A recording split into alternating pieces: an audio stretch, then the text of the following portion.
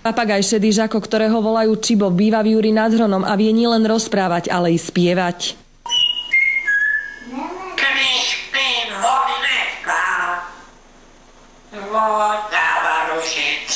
Papagaje sa dokážu naučiť rozprávať, ale vždy iba niekoľko slov. Čibo je však úplne iný. Dokáže okomentovať úplne všetko, čo sa deje v rodine Kišovcov, v ktorej žije. Dianie, čo sa tu dookola deje, komentuje. Nielen Čibo sa učí rozprávať od celej rodiny, ale taktiež učí aj on malú 4-ročnú Hanku. 1, 2, 3, 4, 5. Vždy počíta. Jeho najlepším kamarátom je aj pes Benny, ktorého učí, ako sa má správať. Prečo má prísť? Toto sa robí, toto sa nerobí. Rodina ho berie ako ďalšieho člena a preto nemohol zostať ani on na Vianoce bez darčeka.